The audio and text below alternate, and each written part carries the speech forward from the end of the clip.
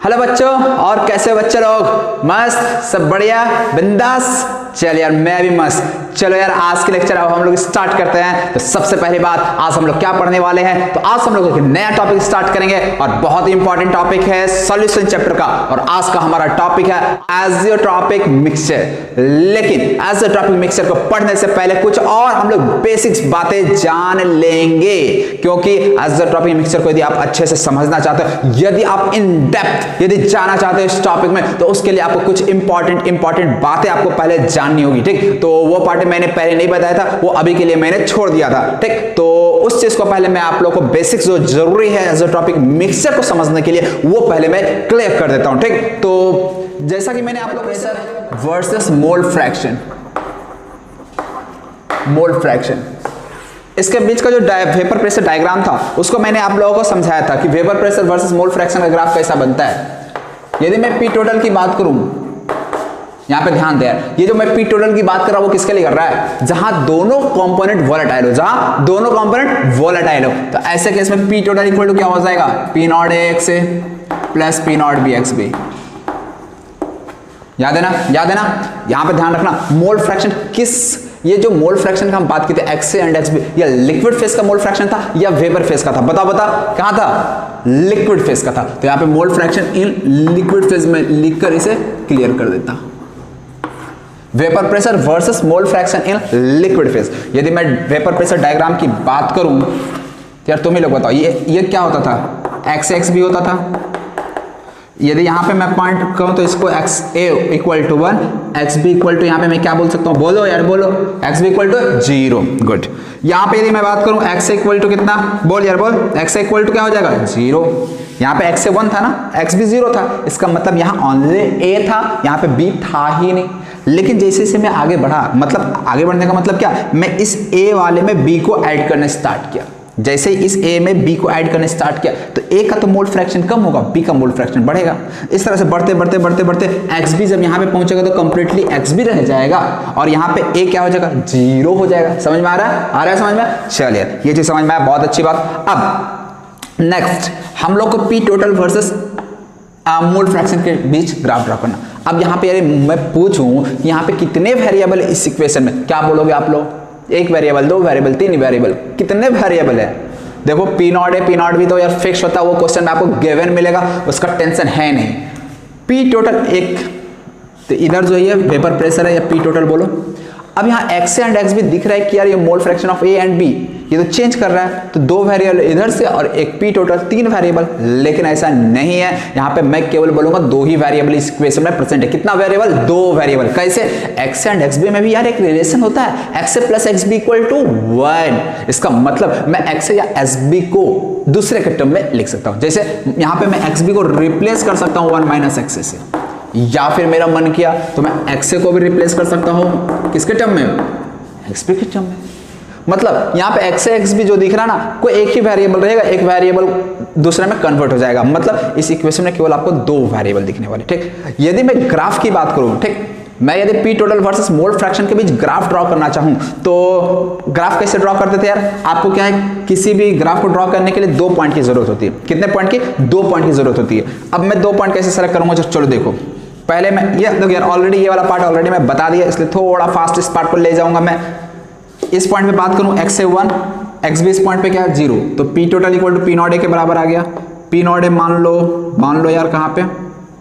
चलो P not a यहां पे, ठीक है ना। इस पॉइंट पे आ जाओ, इस पॉइंट पे x से 0 हो चुका, x से 0, x भी 1, इसका मतलब ये टर्म 0, x भी 1, मतलब p टोटल इक्वल टू क्या बच गया? p नॉट भी मान लो यार यहाँ पे। कोई दिक्कत नहीं ना? चलिए, बहुत अच्छी बात। अच्छा, अब बात आती है, इस दोनों पॉइंट हमें तो मिल गया। अब हमें ग्राफ ड्रॉ करना है। किसी भी ग्राफ को ड्रॉ करने के लिए 2 पॉइंट का जरूरत पड़ता है। दोनों पॉइंट हमें मिल गया, क्या करना है? अब इस 2 पॉइंट को स्ट्रेट लाइन से भी ज्वाइन कर सकते हैं, कर्व से भी ज्वाइन कर सकते हैं। तो अब हमें ये कैसे पता चलेगा कि स्ट्रेट लाइन आएगा या कर्व आएगा? तो ये हमें पता चलेगा इसके नेचर से। यदि मैं देखूं यहाँ पी टोटल और एक्स ए के बीच का रिलेशन, तो यहाँ पे पावर 1 1 है ना, इसका मतलब लीनियर इक्वेशन 1 1, लीनियर इक्वेशन क्या होता है? ये ग्राफ कैसे बनेगा? Straight line. समझ में आया? तो ये vapour pressure versus mole fraction of A and be in liquid phase के लिए था ग्राफ। क्लियर ये चीज? तो ये वाला पार्ट ऑलरेडी यार मैं डिस्कस कर भी दिया था, ठीक। अब एक और पार्ट इसमें जो ज्यादा इंपॉर्टेंट है वो भी मैं डिस्कस कर दिया था, लेकिन कुछ आप लोग को नया सिखाने वाला हूं, इसलिए मैं फिर से दोबारा डिस्कस कर रहा हूं। अब मैं vapour pressure versus mole fraction in vapour phase के लिए ग्राफ ड्रॉ करूंगा, जो कि नया होगा। अभी तक मैंने vapour pressure versus x x भी का ग्राफ ड्रॉ किया था, लेकिन vapour pressure versus mole fraction in vapour phase, ये आप लोग बताओ यार, मोल फ्रैक्शन इन वेपर फेज को क्या कहते थे? क्या कहते थे? याद है? वाई एंड वाई भी कहते थे, ठीक है ना। अब बात आती है यार इसका किस तरह से हम वेपर प्रेशर डायग्राम ड्रॉ करेंगे, बात ये आती है। तो क्या करो, तो पहले तुम लोग यार खुद से कोशिश करना, ठीक है ना। पहले आप लोगों को खुद से कोशिश करना।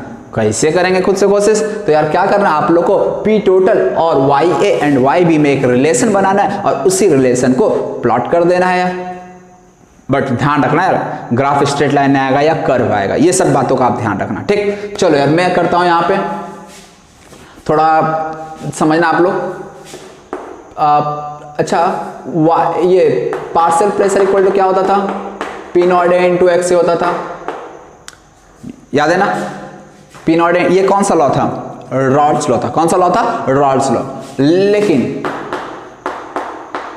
यदि मैं वेपर के लिए बात करूं, वेपर का मतलब समझ रहे हो ना, यहां पे मैं बना दे रहा हूं। ये हमारे पास एक कंटेनर है, ये कंटेनर, इस कंटेनर के अंदर क्या क्या है? ए एंड बी प्रेजेंट है। क्या प्रेजेंट है? A and B. अब ये क्या होगा? ये ए एंड बी यहाँ पे वेपर बनाते हुए, शक्तिमान बनते हुए यहाँ ए एंड बी पर आ जाएगा, पहुंच जाएगा, ठीक है। जैसे ए एंड बी यहाँ पे आ गया, तो अब मैं यहाँ पे जो वेपर मोल फ्रैक्शन जो ले रहा हूँ Y A and Y B, ये कहाँ का है? इस वेपर फेज का मोल फ्रैक्शन है। कहाँ का है? वेपर फेज का मोल फ्रैक्शन है। यानी यहाँ पे मैं वाई ए लिखूंगा और इसका मोल फ्रैक्शन को वाई बी लिखूंगा। समझ में आ रहा है? चलिए, बहुत अच्छी बात। तो इस तरह से वाई एंड वाई बी हो गया, लिख देता हूँ। हाँ, अब यदि मैं इस पार्ट के लिए, ये देखो ये लिक्विड पार्ट था, ठीक है, ये लिक्विड पार्ट था। ये कौन सा पार्ट है? वेपर पार्ट है, ठीक। तो वेपर पार्ट के लिए यदि मैं लगाना चाहूं पार्शियल प्रेशर के लिए फार्मूला, तो कौन सा लगाऊंगा? Dalton's law. याद है ना, लास्ट क्लास में यार आप लोगों को बताया था पी ए इक्वल टू, अब डाल्टन्स लॉ के अकॉर्डिंग क्या कहता है? पार्शियल प्रेशर क्या होता है? Y A into P. P total को मैं पी टी लिखता हूं, कोई दिक्कत? कोई दिक्कत नहीं ना। तो इस तरह से वाई ए इक्वल टू क्या आ गया? पी ए अपॉन, कोई दिक्कत नहीं। अब चल, ये पी ए क्या था? ए के द्वारा जो प्रेशर लगाया जा रहा है वही तो है पी ए। क्या है? P A. जो ए के द्वारा जो प्रेशर एग्जर्ट किया जा रहा है वही है पार्शियल प्रेशर ऑफ ए। और ए के द्वारा प्रेशर कितना एग्जर्ट किया जा रहा है? रॉल्स लॉ हमें बताया था पी ए का वैल्यू कैलकुलेट करके कितना? पी नॉट ए एक्स से। इसका मतलब क्या? मैं पी ए की जगह पे क्या लिख दूंगा? पी नॉट ए एक्स से लिख दूंगा। अब बाय में पी टोटल, पी टोटल की जगह पे अगेन क्या लिख दूंगा बताओ? P not A X plus P not B x P. But यहाँ पे मैं अभी नहीं लिख रहा हूं, अभी मैं वाई ए लिखकर छोड़ दिया, ठीक है ना। चल, अच्छा, यदि वाई ए का वैल्यू, यहां से एक्स ए का वैल्यू मैं क्या लिख सकता हूं? अच्छा कोई बात नहीं, चलो यहाँ, ठीक है। वाई बी की बात करूं तो वाई बी क्या हो जाएगा? P V upon P total. Already यार ये सब मैं लास्ट लेक्चर में पढ़ा दिया हूँ, इससे पहले के लेक्चर में आप लोग देख लेना। हेडिंग था vapour pressure versus mole fraction, ठीक है ना। मोल fraction of component A and B in vapour phase, वो अलग से मैंने पढ़ाया हूँ इस चीज़ को, तो फिर भी मैं एक बार रिपीट कर दे रहा हूँ, ठीक है ना, ताकि और अच्छे से आप लोगों को समझ में आ जाए और साथ ही साथ जो आइसोट्रोपिक मिक्सचर में इसका एप्लीकेशन है उसको आप बहुत अच्छे से समझ सको। P not B into X B और बाय में पी टोटल। कोई दिक्कत? कोई दिक्कत है। अब समझना बच्चों तुम लोग, हाँ, Y A by Y B क्या हो जाएगा? Y A by Y B कितना हो जाएगा? तो पी नॉट ए एक्स से by P not B X B. एक ये रिलेशन आप लोग को बताया था कि याद रखने के लिए, ठीक है ना, तो ये याद रखना यार, भूलना मत, बहुत इंपॉर्टेंट रिलेशन है। एक और चीज, बहुत बार क्या होता है वाई ए निकालने को, जैसे मान लो Y A by Y B का, देखो यार ये चीज जो मैं बता रहा हूँ ना, इसको नोट करके आप लोग लिख लेना फिर से। थोड़ा आपको क्वेश्चन बनाने में थोड़ा ये क्या बोलूँगा मैं, थोड़ा आप लोगों को समय कम खर्चा करना पड़ेगा, दिमाग कम खर्चा करना पड़ेगा, इसलिए इस चीज़ को समझ लेना। मान लो कहीं Y A by Y B का वैल्यू 2/5 आ गया, कितना आ गया बच्चों? 2/5 आ गया। अब ये तो बहुत आसान है ना यार, Y A by Y B निकालना। कैसे? Y A by Y B P not X by P not B X B, that's it, निकल गया Y A by Y B. मान ले Y A by Y B आ गया 2/5। अब हमें पूछा गया वाई ए निकालना, अब वाई ए कैसे निकालेंगे? तो फिर से एक और इक्वेशन हमें यहाँ पे लिखना पड़ता था, Y A by Y B इतना है, तो वाई ए इक्वल टू क्या हो जाएगा, Y A plus Y B equal to 1। Mole fraction का सम 1 होता है ना, तो Y A plus Y B भी 1 होगा। यहाँ से एक Y A by Y B के बीच रिलेशन आया, एक यहाँ से रिलेशन आया, दोनों को सॉल्व करना पड़ेगा। इतना कुछ करना पड़ता था ना, आप लोगों को कुछ नहीं करना, वो सब कुछ नहीं करना है। आप लोगों को बस क्या करना है, यहाँ पे ध्यान दे, यदि मान ले कोई ऐसा वैल्यू आया Y A by Y B equal to 2/5 आया, तो मैं वाई ए का वैल्यू डायरेक्ट लिखूंगा। क्या लिखूंगा यार, समझना, वाई ए इक्वल टू क्या होगा, 2/, मतलब total part Y A plus Y B कितना हो गया, 2 + 5 7। मैं बोल सकता हूं ना कि टोटल पार्ट्स कितने हैं, 7, जिसमें से वाई ए का कितने पार्ट्स है, 2। तो ये जस्ट रेशियो का एप्लीकेशन है, कुछ नया नहीं है। मैथ्स में पढ़ाया जाता है आप लोग को रेशियो, ज़्यादा यार बचपन में ये सब पढ़े होगे 7th 8th क्लास में, रेशियो का प्रॉपर्टीज के बारे में। तो Y A by Y B 2/5 है, तो वाई इक्वल टू कितना हो जाएगा, 2/2 + 5, टोटल पार्ट कितना, 7। मतलब ऐसे मतलब टोटल पार्ट है हमारे पास 7 पार्ट में से 2 पार्ट है वाई ए, खल्लास। वाई बी इक्वल टू क्या होगा यार बताओ, तो 5/7। वाई बी जब निकालेंगे तो वाई बी का पार्ट्स ऊपर और नीचे टोटल पार्ट्स कितना, मतलब आपको कहीं भी Y A Y and B Y B calculate करना हो, मतलब mole fraction in vapour phase calculate करना हो ना, तो आपको यार ज्यादा कैलकुलेशन करने की जरूरत नहीं है। बस आपको ये 2 चीज जरूरत होना, पी नॉट है, पी नॉट भी यार दिया रहता है, बस एक्स से आप निकाल लो, एक्स से निकाल लिए तो एक्स भी नहीं निकाल पाओगे, 1 में से माइनस कर दो, एक्स भी आ जाएगा, खत्म कहानियां। जैसे ये रेशियो आ गया, उसका रेशियो आ गया, तो उसका वाई एंड वाई बी कैसे लिखोगे, समझ में आया कि नहीं आया, आया ना, बहुत अच्छी बात। इसी तरह से मान लिया कहीं Y A by Y B का वैल्यू आ जा रहा है 3/5, मान लिया यार ऐसा वैल्यू आ गया, ठीक है ना, या फिर ये वैल्यू आ गया वाई एंड वाई बी का वैल्यू 5/2 आ गया, ठीक है यार 2 नहीं लेता, 5/6 आ गया, ओके। तो ऐसे में वाई का वैल्यू क्या बोलेंगे बताओ, तो वाई का वैल्यू निकालना है ना, Y A by Y B का वैल्यू पता है 5/6, वाई ए इक्वल टू क्या हो जाएगा, तो वाई ए का पार्ट कितना 5 और नीचे क्या आता है टोटल पार्ट कितना 5 6 11। वाई बी का वैल्यू बताओ कितना हो जाएगा, वाई बी का पार्ट ऊपर, वाई बी का पार्ट कितना 6, नीचे कितना टोटल, दैट्स इट, खत्म। समझ में आया, वाई एंड वाई बी कैसे निकालना है, क्लियर। चलो, लेकिन हम ये चीज़ आपको बताना नहीं, हाँ ये लास्ट क्लास में मैंने नहीं बताया था, ये चीज़ नया आप लोग नोट कर लेना। और एक चीज़ और मैं बताना चाह रहा हूँ, जो कि मैं बताता हूँ, इस चीज़ को मैं मिटा देता हूँ, ठीक है ना, तो आप लोग इस पार्ट को पहले नोट कर लो। तो देखो यार, अभी हमने Y A and Y B को कैलकुलेट करना सीखा, क्या सीखा, Y A and Y B को कैलकुलेट करना सीखा। नेक्स्ट हम लोग पी टोटल, मतलब जो vapour pressure of the solution है, उसको वाई एंड वाई बी से रिलेट करना है अपने को, ठीक। तो चलो यार, नेक्स्ट हम लोग पी टोटल को वाई एंड वाई बी से रिलेट करते हैं। इस चीज को आप लोग अच्छे से समझना। देखो यार, इसको ये वाला इक्वेशन दिख रहे हो, y इक्वल टू क्या है, P not x upon P total है। मैं यहां से x इक्वल टू क्या लिख सकता हूं, बताओ यार, x इक्वल टू क्या लिख सकता हूं, x Y A into P total upon P not A लिख सकता हूं नहीं लिख सकता हूं। देख यार, यहां से y equal to P total को इधर पहुंचा दे, पी नॉट ए को इधर लिया, x equal to Y A into P total upon P not A, that's it. समझ में आया, चलिए। इसी तरह से यदि x भी लिखना चाहूं तो x भी इक्वल टू क्या लिखूंगा, बता यार, जल्दी बता, x भी इक्वल टू क्या लिखूंगा, y भी into P total upon P not be. समझ में आ रहा है यार, देख y भी इंटू पी टोटल इधर, पी नॉट बी इधर। हर चीज यार बच्चों की तरह समझ में आ रहा है, इसलिए हर चीज तुम लोग को यार बच्चों की तरह समझा रहा हूं, इसलिए हर एक चीज समझ में आना चाहिए आप लोग को यार। चल x, अब मुझे क्या करना है यार, यहाँ पे वेरिएबल क्या क्या है, P total, Y A and Y B.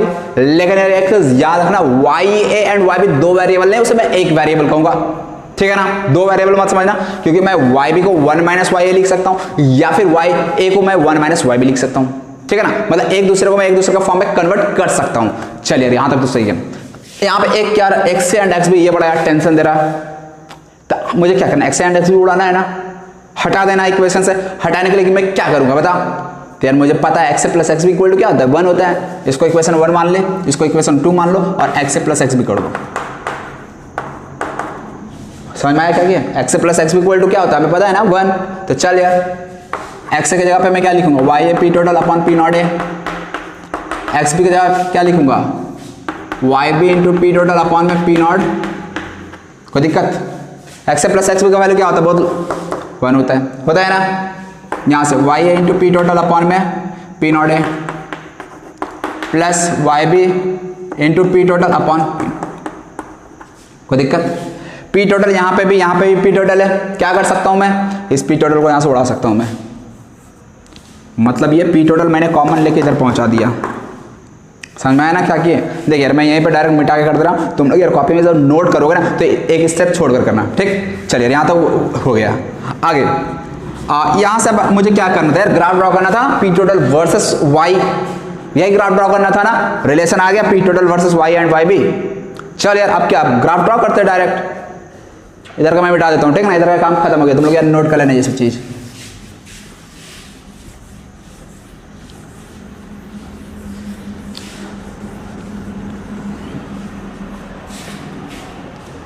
चलिए अब ग्राफ देखते हैं इसके बीच।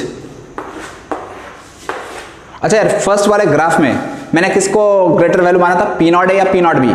पी नॉट ए को ग्रेटर रखा था पी नॉट बी से, तो यार वो एक एजम्पशन था, वो आप लोग को ही मान लेना है, पी नॉट ए ग्रेटर होगा, पी नॉट बी स्मॉलर होगा। क्लियर? चल थोड़ा इसको और ऊपर में कर देता हूँ, पी नॉट बी को कर देता हूँ। अब यहां पे मैं वाई ए 1 कर देता हूँ, वाई बी 0 कर देता हूँ, और यहाँ पे मैं वाई को क्या क्या क्या कर दूंगा बताओ यार, वाई ए 1 है, यहाँ पे वाई ए 0 हो जाएगा, यहाँ पे वाई बी 1 हो जाएगा बढ़ के। क्लियर? चल यदि मैं इस पॉइंट की बात करूँ, अगेन यार ग्राफ ड्रॉ करने के लिए हमें 2 पॉइंट चाहिए होगा ना, 2 पॉइंट निकालते पहले इस वाले पॉइंट पे देखते हैं कहाँ पे आता है पॉइंट, वाई ए 1 वाई बी 0, वाई ए 1 वाई बी 0 पुट करो, वाई ए 1 वाई बी 0, ये वाला टर्म खत्म, गायब, खत्म हो गया। वाई ए 1 पुट किया तो P total equal to P not A आ जाएगा, आया कि नहीं आया? आया ना, इसका मतलब हमें यही वाला पॉइंट मिल गया। क्लियर? चल गुड।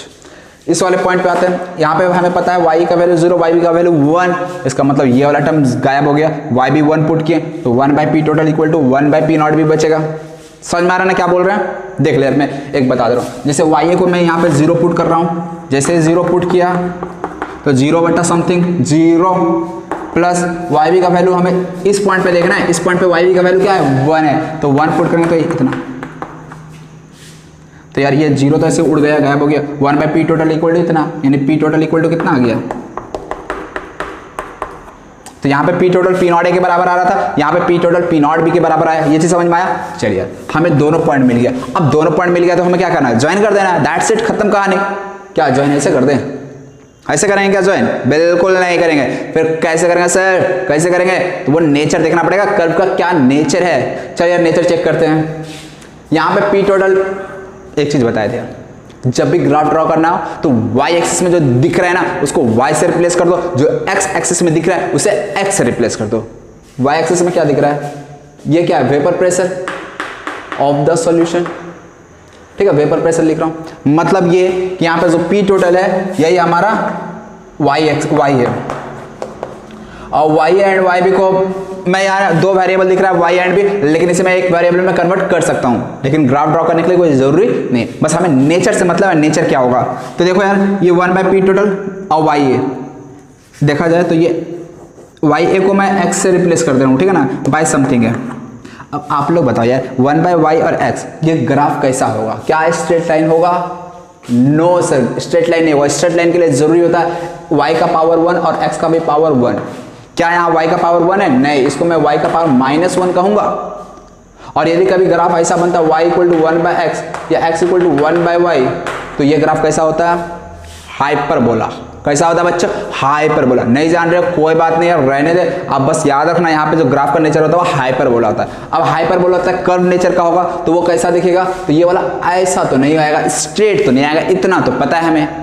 स्ट्रेट नहीं आएगा तो कर्व नेचर का आएगा, कुछ इस तरह का होगा। तो ये जो वेपर प्रेशर डायग्राम बना ना, ये vapour pressure versus mole fraction and vapour phase के लिए ग्राफ बना। जबकि यहाँ पे जब स्ट्रेट लाइन ड्रॉ कर रहे थे वो किसके लिए था? Vapour pressure versus mole fraction and liquid phase के लिए था। लेकिन ये वाला जो ग्राफ है वो किसके लिए है? Vapour pressure versus mole fraction in vapour phase. यार इस चीज को ध्यान रखना, दोनों के नेचर में डिफरेंस समझ रहे हो ना, तो ये बहुत ही इंपॉर्टेंट है। अभी बॉइलिंग पॉइंट को समझ, ये एज़ोट्रॉपिक मिक्सर को समझने के लिए ये सब चीज का जरूरत पड़ेगा, इसलिए मैंने ये सब चीज बता दिया। हाँ, इसमें कुछ और भी वेरिएशन है जो आपको मैं बताऊंगा, ठीक है ना। यदि मैं जेईई मेन लेवल की और नीट की बात करूं तो यार ये बहुत है, मोर देन एनफ है, जो अभी मैं लेक्चर में बताऊंगा। कुछ और पार्ट है जो आपको जेईई एडवांस के लिए भी जरूरत पड़ेगा, तो वो मैं एक अलग से लेक्चर में उस चीज को कवर करूंगा, ठीक है ना। अभी मैं क्या है जेईई मेन और नीट पॉइंट ऑफ व्यू से जो इंपॉर्टेंट, ये भी मोर देन एनफ यार, एडवांस में भी वो इससे आपका काम चल जाएगा, ठीक है ना। मैं ऐसे लास्ट में जब पूरा चैप्टर कंप्लीट हो जाएगा तो आपको एडवांस का पूरा क्वेश्चन का एक सीट प्रोवाइड करूंगा असाइनमेंट, और मैं अगले दिन फिर उसको डिस्कस भी करूंगा। तो इसलिए आपको टेंशन लेने की जरूरत नहीं है, जो भी क्वेश्चन, जिस भी तरह का क्वेश्चन हो, जितना हम पढ़ा रहे, जितना कॉन्सेप्ट हम आपको चैप्टर में बता रहे, उतना ही से आपको हर सवाल बन जाएगा। तो इसलिए आप लोगों को टेंशन लेने की जरूरत नहीं है, बस आप लोगों को जो जो पढ़ाया जा रहा है, जैसे जैसे पढ़ाया जा रहा है, आप लोगों को उस तरह से पढ़ना है, दैट्स इट, ठीक है ना। चलिए हम लोग आगे की बात करते हैं। हाँ, तो ये ग्राफ बन गया। अब मैं क्या करता हूं, हमारे पास दो ग्राफ मिल गया, vapour pressure versus mole fraction in liquid phase, दूसरा graph vapour pressure versus mole fraction in vapour phase, दोनों ग्राफ मिल गया। अब हम लोग क्या करते हैं, दोनों ग्राफ को एक सिंगल ग्राफ में ड्रॉ करते हैं, ठीक। तो चलिए सिंगल ग्राफ में किस तरह से ड्रॉ करते हैं, इस चीज को देखते हैं। ये क्या है, वेपर प्रेशर, और ये मोल फ्रैक्शन है। अब देखिए ये मैं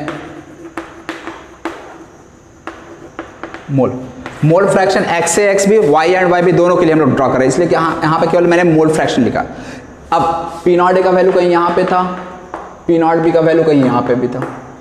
यदि मैं लिक्विड फेज वालों के लिए बात करूं, P versus P total versus यदि X A and X B के लिए बात करूं, तो ग्राफ कैसा आता था, कोई दिक्कत नहीं ना। चलिए बहुत अच्छी बात। आगे यदि मैं बात करूं वेपर फेज के लिए, graph P total versus mole fraction के लिए, वेपर फेज के लिए, तो क्या होता है ग्राफ का नेचर, दिख रहा है कि नहीं दिख रहा है, दिख रहा है। चल तो ग्राफ ड्रॉ कर दो।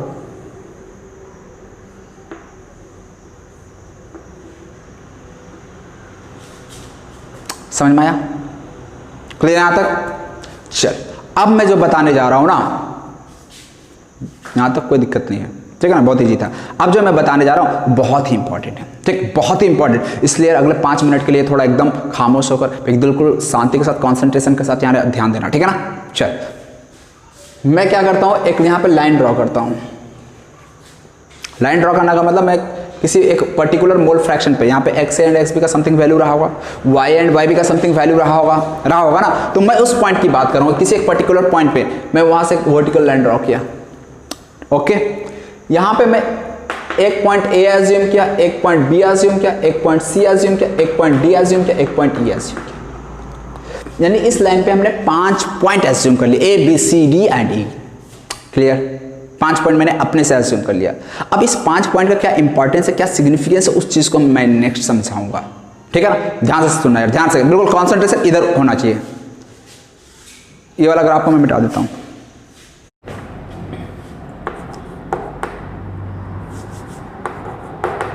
पॉइंट ए क्या होगा जरा समझते हैं, ठीक है ना। ठीक है, पॉइंट ए किस चीज को रिप्रेजेंट करता है, इस चीज को अब हम लोग समझते हैं। यहां पे सबसे पहले देखो प्रेशर क्या है ए पे। यदि मैं इस एक्सिस के अलोंग यदि जा रहा हूं, ऊपर यदि जा रहा हूं, तो मैं क्या बोलूंगा, प्रेशर बहुत ही ज्यादा है। लेकिन जैसे जैसे मैं नीचे आऊंगा, क्या बोलूंगा मैं, प्रेशर कम है। समझ में आ रहा है, ऊपर जा रहा हूं प्रेशर ज्यादा, नीचे आ रहा हूं प्रेशर कम, ठीक। अब समझता हूं मैं पॉइंट ए को। पॉइंट ए पे प्रेशर बहुत ज्यादा या बहुत कम है, खुद से बताओ। पॉइंट ए पे प्रेशर बहुत ज्यादा या बहुत कम है, क्या बोलूंगा यार, प्रेशर बहुत ज्यादा। यदि प्रेशर बहुत ज्यादा है तो लिक्विड और वेपर फेज में कौन सा फेज एग्जिस्ट करेगा, बताओ कौन सा फेज एग्जिस्ट करेगा, प्रेशर बहुत ज्यादा है, लिक्विड फेज एग्जिस्ट करेगा ना। तो यहां पे ए पॉइंट में मैं लिख सकता हूं ओनली लिक्विड फेज एग्जिस्ट। अब यहां पे देखना यार, मैंने ओनली लिखा, ओनली का मतलब क्या, 100% लिक्विड, यहां पे वेपर का एक कतरा भी नहीं पाया जाएगा, ठीक। ये एक ही बात हो गई। अब हम लोग क्या किए, प्रेशर को बढ़ाना स्टार्ट किया। प्रेशर को मैं क्या कर रहा हूं, ए से जब बी की ओर आ रहा हूं तो प्रेशर को कम कर रहा हूं। अब खुद बताओ, यदि मैं लिक्विड से कब प्रेशर को कम करूंगा तो लिक्विड का टेंडेंसी किस में जाने का होगा, प्रेशर कम कर रहा हूं, लिक्विड का टेंडेंसी प्रेशर में जाने का ज्यादा होगा। समझ में आ रहा है। चल तो यहां पे क्या होगा, वेपर बनने का टेंडेंसी बढ़ेगा। अभी भी वेपर बना नहीं, ध्यान देना, कहां पे वेपर बनेगा, जैसे ही हम बी पे पहुंचे, जैसे ही हम बी पे पहुंचे वैसे वेपर का फर्स्ट ड्रॉप बनेगा, यानी first bubble of vapour will be formed at point B. समझ में आ रहा है ऐसा क्यों हो रहा है? प्रेशर बहुत ज्यादा था, प्रेशर को मैंने कम करना स्टार्ट किया, जैसे कम करते करते करते करते करते जैसे बी पे पहुंचा तो बी पे first bubble of vapour form हुआ। तो इसलिए पॉइंट बी, देखो यार यहाँ पे पॉइंट बी का एक स्पेशल सिग्निफिकेंस है, ठीक है ना। यहाँ पे क्या हो रहा, first bubble of vapour, first bubble of vapour is formed. समझ में आ रहा है? इसी चीज को मैं बबल पॉइंट भी कहता हूं। पॉइंट बी को एक स्पेशल नाम है जो आपको याद रखना, क्या कहते हैं बच्चे, बबल पॉइंट। मैं लिख दे रहा हूं यार, देख B for bubble point, B for bubble point, और यहाँ पॉइंट भी है, कितना अच्छा है यार। चल आगे हम लोग सी को समझते हैं। अब तुम लोग यार खुद से समझ रहे होगे, जब बी पे हम पहुंचे तो वेपर का फर्स्ट ड्रॉप बना, हमने प्रेशर को और कम करना स्टार्ट कर दिया। जैसे ही प्रेशर को और कम करेंगे तो वेपर का फॉर्मेशन और बढ़ जाएगा। समझ में आ रहा है ना, वेपर का फॉर्मेशन और बढ़ जाएगा। मतलब ये कि सी पॉइंट पे लिक्विड भी एग्जिस्ट करेगा और वेपर भी एग्जिस्ट करेगा। समझ में आ रहा है ना। तो इसलिए सी पॉइंट पे जो होगा ना, लिक्विड एंड वेपर दोनों इक्विलिब्रियम में होंगे। लिक्विड वेपर इक्विलिब्रियम में यहां पे बोल सकता हूं, मतलब यहाँ पे both phase exist, liquid phase vapour phase both phase exist यहाँ पे।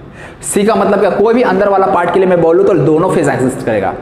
यदि मैं, देखो यार यहाँ पे ध्यान से देखना, यदि मैं इस लाइन के ऊपर की बात करूं तो कौन सा फेज एग्जिस्ट करेगा, liquid phase, only liquid phase. यानी इसके यदि मैं बाहर हूं तो यहाँ पे मैं बोलूंगा लिक्विड फेज। ए पॉइंट यहाँ पे, यहाँ कहीं भी हो सकता था एक पॉइंट, ठीक है ना। यहाँ पे क्या होगा, लिक्विड फेज। यदि मैं इस लाइन पे बात करूं तो इस लाइन पे क्या होगा, लिक्विड एंड मतलब क्या, first drop of, first bubble of vapour will B form. यदि इस लाइन पे कोई एक पॉइंट ले लो तो वो पॉइंट क्या चीज को रिप्रेजेंट करेगा, first bubble of vapour will be formed. यदि मैं इस दोनों कर्व के बीच की बात करूं तो ऐसे में liquid and vapour phase both will exist.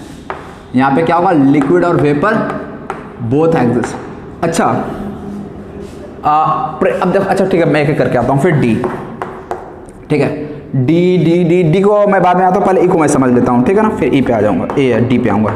ई पे क्या हो चुका, प्रेशर बहुत ही कम हो चुका। खुद ही से यार सोचो, यदि प्रेशर बहुत कम है, यदि प्रेशर बहुत कम है तो लिक्विड और वेपर में कौन एग्जिस्ट करेगा, कौन मेजर अमाउंट में होगा, क्या बोलूंगा, वेपर फेज एग्जिस्ट करेगा। क्लियर है? तो इसलिए पॉइंट ए पे कौन सा फेज, कौन सा स्टेट ज्यादा होगा, डोमिनेंट, तो वेपर फेज। तो ई क्या हो जाएगा, vapour phase, only vapour phase यहां मैं लिखूंगा, ओनली वेपर फेज।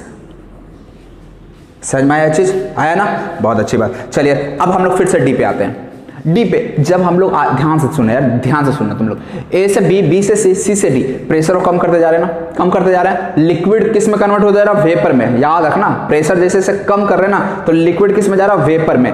यहाँ पे बी पे फर्स्ट ड्रॉप ऑफ वेपर बना, यहाँ पे वेपर सिग्निफिकेंट अमाउंट में हो चुका, और जैसे ही और हम प्रेशर कम किए जैसे ही डी पे पहुंचे तो जो पूरा का पूरा लिक्विड था वो वेपर में जा चुका, पूरा का पूरा लिक्विड वेपर में। मतलब डी पॉइंट की मैं बात करूं, डी पॉइंट की बात करूं तो डी पे last drop of liquid remaining हमें मिलेगा, लास्ट ड्रॉप ऑफ लिक्विड। समझ में आ रहा? तो इसलिए डी पॉइंट को मैं क्या कहूंगा, last drop of liquid remaining.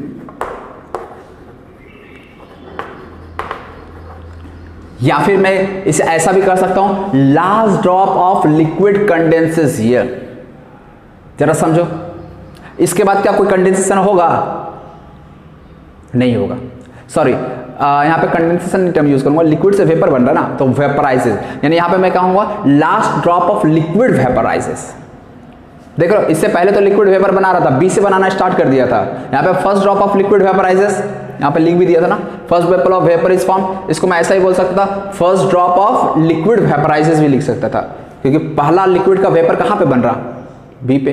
तो मैं पॉइंट बी को ऐसा लिख, देखो यार बी के लिए मैं और एक पॉइंट लिख दे रहा हूँ, ये सब बहुत इंपॉर्टेंट है। यहाँ पे देखिए यार, ये जो ए बी सी डी है ना, यहाँ पे टर्म आपको, ये जो वर्ड है ना, वर्डिंग लाइन, इसमें आपको थोड़ा कंफ्यूज हो कर सकता है। तो इसलिए आप ये ग्राफ को अच्छे से याद रखना, फिर कंफ्यूजन वाली कोई बात ही नहीं रहेगी, ठीक। तो इसलिए जो भाई बात करना है उसको यार बहुत ध्यान से सुनना, तुम लोग अभी एकदम बिल्कुल कॉन्सेंट्रेशन के साथ इस चीज को समझना।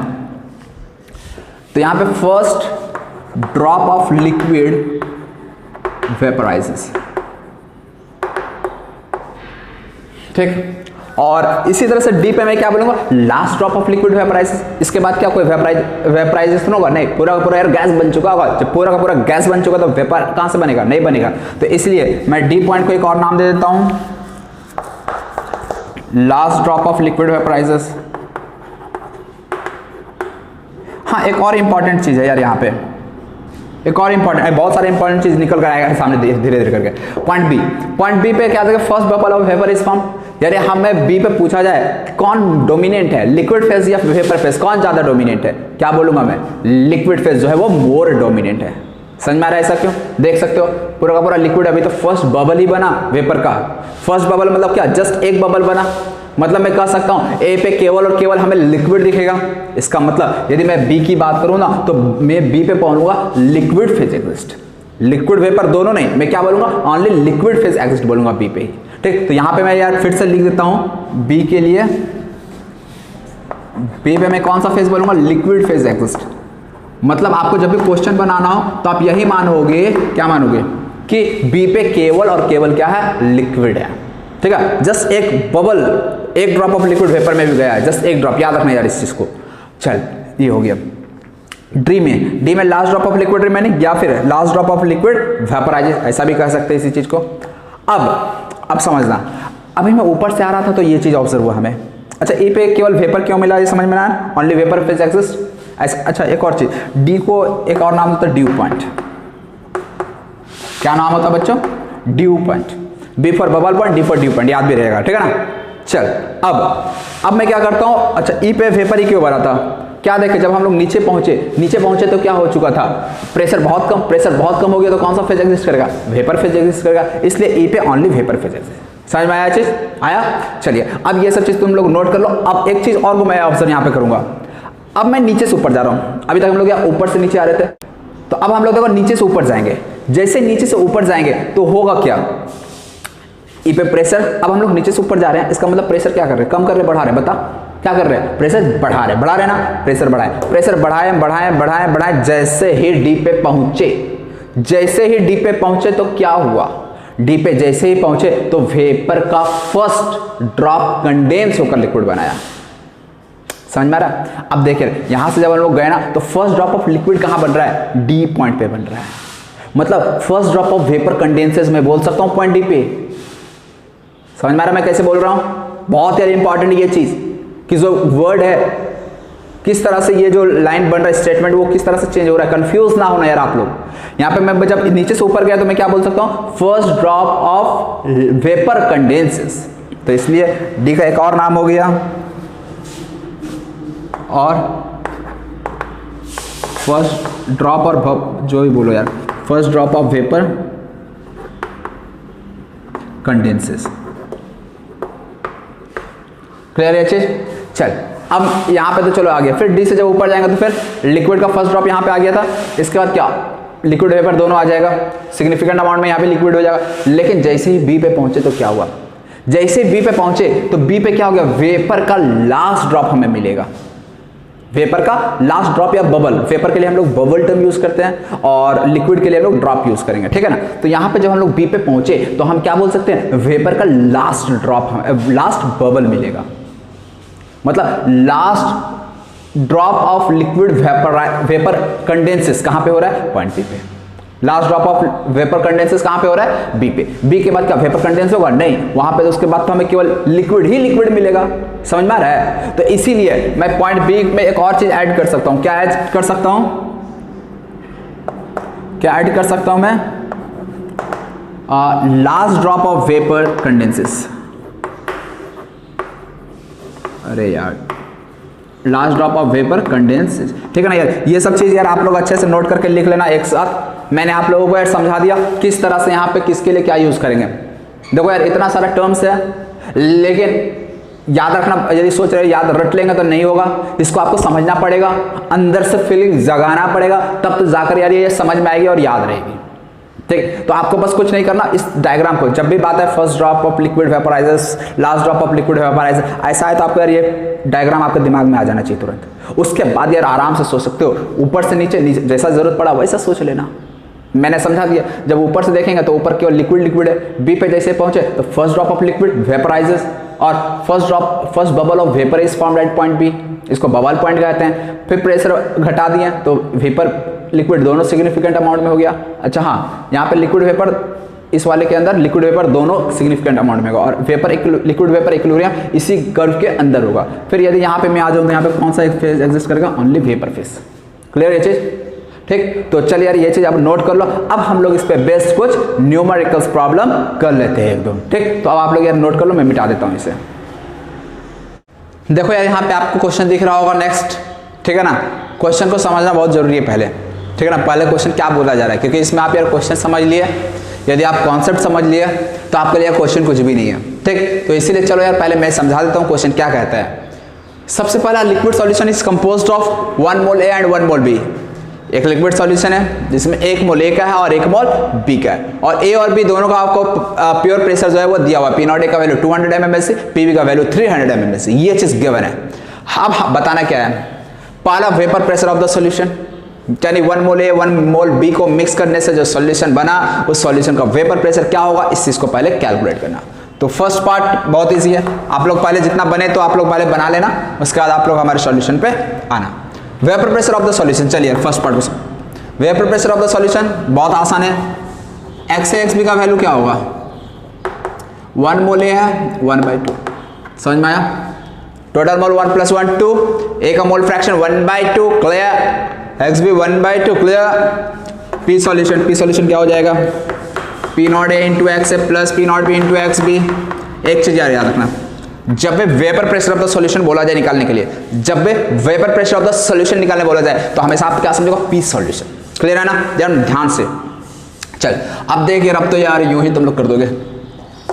पी सॉल्यूशन इक्वल टू क्या लिखूंगा मैं, P0 A x, P0 A का वैल्यू दिया 200, x का वैल्यू हाफ, P0 B 300, इधर हाफ, ये आप लोग कर लो 100 + 150 250।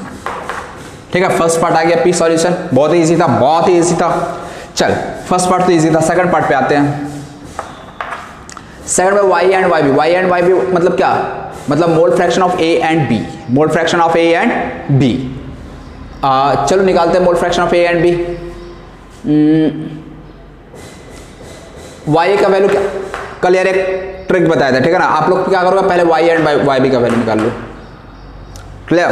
आपको ऐसे पी सॉल्यूशन पता है, तो पी सॉल्यूशन पता है तो डायरेक्ट फार्मूला ऐसे भी लगा सकते हो, y = P0 A × x upon में P टोटल कहते हो vapour pressure of the solution, यही होगा ना P टोटल का मतलब। चलिए P0 A का वैल्यू कितना है 200, x का वैल्यू कितना हाफ, और P टोटल कितना 250।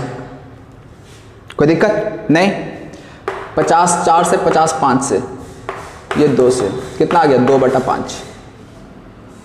अब y का वैल्यू 2/5 आ गया, तो yb का वैल्यू कितना आ जाएगा, y 2/5 है तो yb कितना होगा। तो अब yb के लिए 1 - 2/5 करने का जरूरत नहीं है, ठीक है ना। इतना 1 माइनस करने का जरूरत नहीं है, आप डायरेक्ट देखो y का वैल्यू 2/5 है ना, तो yb मतलब टोटल पार्ट 5 में से a का कितना पार्ट दिख रहा है कि नहीं दिख रहा है यार, दिख रहा है ना। चल तो y टोटल पार्ट कितना है 5, इसमें से a का कितना पार्ट है 2, तो b का कितना पार्ट रहा होगा 3 पार्ट रहा होगा। a 2 पार्ट है तो b कितना रहा होगा 3 पार्ट रहा होगा, और 3 पार्ट है तो डायरेक्ट मैं 3/5 लिख दूंगा, टोटल पार्ट 5 ही है, समझ में। तो आप लोग डायरेक्ट भी 3/5 लिख सकते हो, ठीक है ना। तो ये सब छोटे छोटे चीज़ों में टाइम वेस्ट नहीं करना। हाँ, इसको एक और तरीके से बना सकते हो, YA/YB निकाल के, जो कल आपको मैं तरीका बताया था। YA/YB इक्वल टू क्या होता है, P0 A x upon P0 B xb, यही होता है ना। चलिए यहाँ मैं रखता हूँ P0 A x अपॉन में P0 B xb। कोई दिक्कत, ये तो ऑलरेडी कल बताए थे। P0 A का वैल्यू बताओ 200, x का वैल्यू यार पता 1/2, P0 B बताओ 300, xb बताओ 1/2, क्लियर। 1/2 उड़ गया, 2 0 2 0 उड़ गया, क्या बच गया 2/3। YA एंड YB का रेशियो आ गया, यदि YA एंड YB का रेशियो आ गया तो क्या मैं YA एंड YB अलग से कैलकुलेट नहीं कर सकता, कर सकता हूं। तब आपको यार अब फिर एक और इक्वेशन बनने का जरूरत नहीं है कि YA + YB = 1, YA/YB = 2/3, फिर मैं YA और YB निकालूंगा। इतना करने का जरूरत नहीं है, आप लोग डायरेक्ट यहां से कर सकते हो। कैसे करोगे, YA = कितना हो जाएगा, तो YA 2 है, YB कितना है 3 है, टोटल पार्ट कितना हो गया 5, तो YA का वैल्यू कितना 2/5, दैट्स इट। A का पार्ट के ऊपर और नीचे टोटल पार्ट कहते हो, इस दोनों को जोड़ देना है आपको, दैट्स इट, खत्म कहानी यहीं पे, क्लियर है ना। बहुत अच्छी बात। YB पे आ जाओ, तो YB का कितना पार्ट है, B का कितना पार्ट है 3, टोटल पार्ट कितना 5, तो 3/5, दैट्स इट। समझ में आ रहा। तो इस तरह से सेकंड पार्ट आइदर ऐसे निकालो या ऐसे निकालो, ठीक है ना। यदि P टोटल आपको पता है तो आप यार डायरेक्ट ऐसे निकाल दो, चलता है। यदि P टोटल नहीं पता है तो फिर YA एंड YB का पहले रेशियो निकाल लो, रेशियो निकाल ले, Y एंड YB पता चल गया, दैट्स इट, खत्म कहानी, क्लियर है ना। चल तो ये सेकंड पार्ट हो गया। थर्ड पार्ट पे आते हैं। अब देखिए फर्स्ट एंड सेकंड, ये पी टोटल याद रखना 250 था, मैं मिटा दे रहा हूं इधर।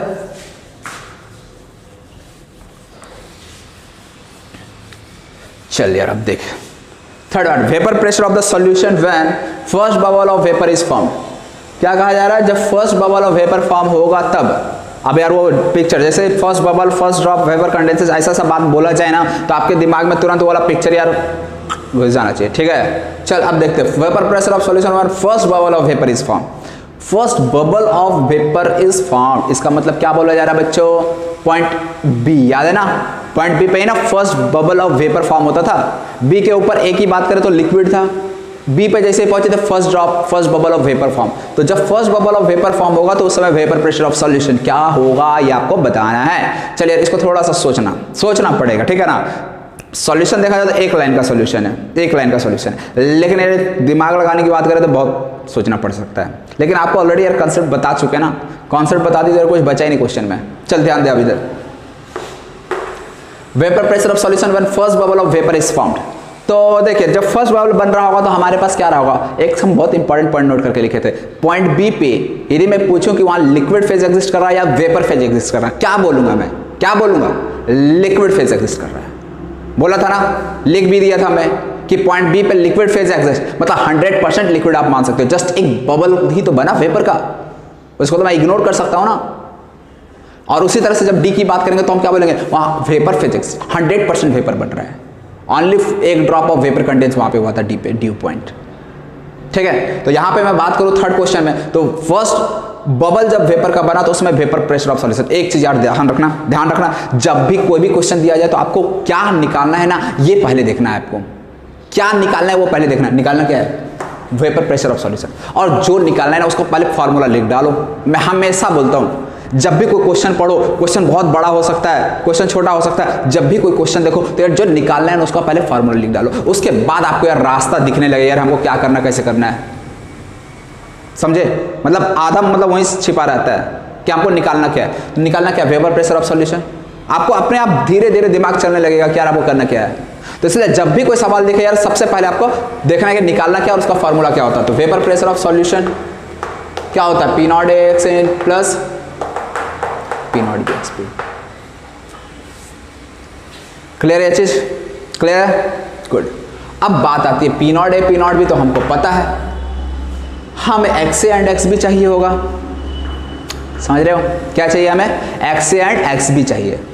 और X A and X B क्या है, मोल फ्रैक्शन है, किसका है, ए एंड बी का है। कहां का है, लिक्विड फेस का या वेपर फेस का है, तो A and B liquid phase का है। कहां का है, लिक्विड फेस का है। अब आप लोग बताओ जब फर्स्ट बबल ऑफ वेपर बनेगा तो लिक्विड में ए एंड बी का मोल फ्रैक्शन क्या होगा, बताओ जरा सोच के।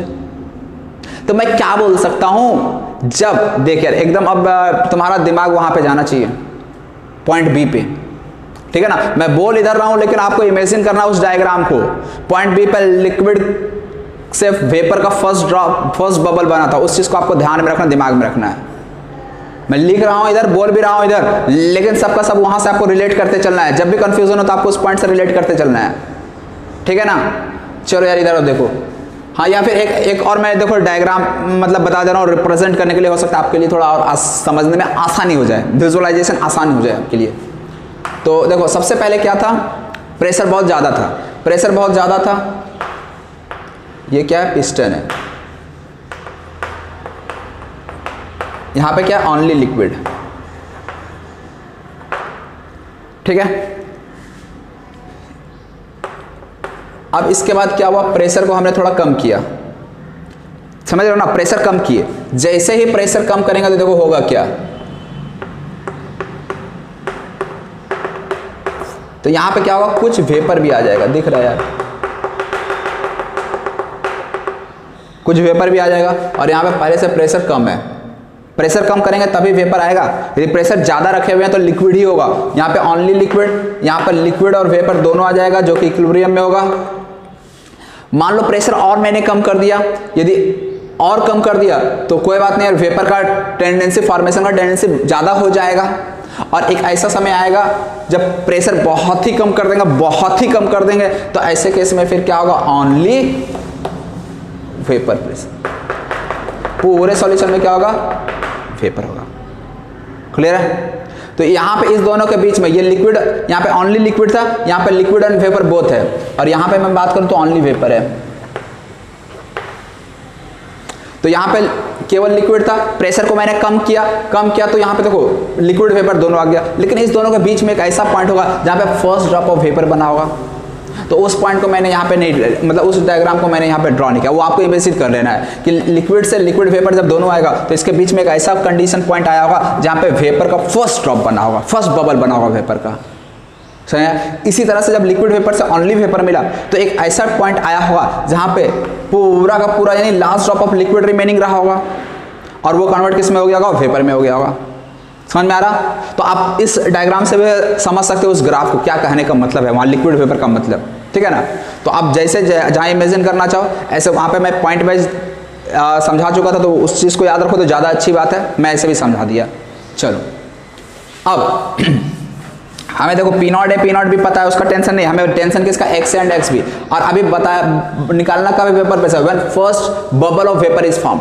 फर्स्ट बबल वेपर का जब बनेगा, जब फर्स्ट बबल वेपर का बनेगा तब सॉल्यूशन में क्या रहा? Only liquid. मतलब जितना ए और बी का 1 मोल था वो पूरा का पूरा लिक्विड में ही पड़ा रहेगा। अभी तो वेपर बना ही नहीं। जब वेपर बना ही नहीं, एक बबल बना ना, उसको इग्नोर कर सकते हैं। हम क्या बोल सकते हैं? पूरा का पूरा लिक्विड ही है हमारे पास। यदि पूरा का पूरा लिक्विड ही है तो X A and X B का वैल्यू क्या लेंगे बताओ? 1 मोल लिक्विड और 1 मोल ए का लिए थे, 1 मोल बी का लिए थे।